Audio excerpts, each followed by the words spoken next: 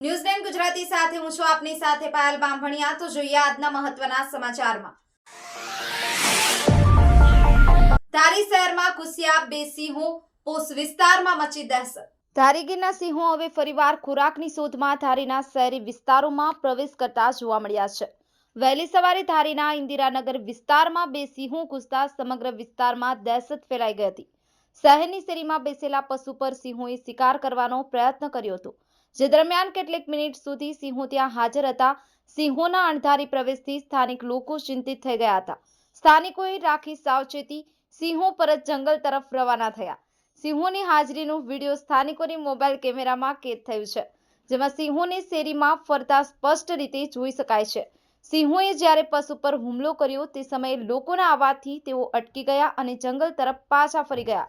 ઘટનાની જાણ થતાં જ ફોરેસ્ટ વિભાગના અધિકારીઓ ઘટના સ્થળે પહોંચી ગયા હતા। અધિકારીઓએ જણાવ્યું કે આ પ્રકારે સિંહો ચરા અથવા શિકારની શોધમાં શહેરી વિસ્તારોમાં આવી જતા હોય છે। સિંહોને કોઈ પણ પ્રકારની હાનિ ન થાય એ માટે સ્થાનિકોએ સાવચેતી રાખવા સૂચન આપવામાં આવી છે।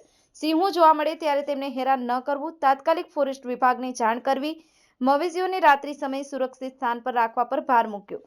સિંહોની અણધારી હાજરી એકવાર ફરી દર્શાવે છે કે પ્રાકૃતિક સ્તરે માણસ અને પ્રાણીના આશરો નજીક આવી રહ્યા છે।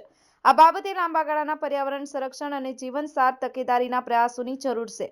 નૌશાદ કાદરી, ન્યૂઝ9 ગુજરાતી, અમરેલી।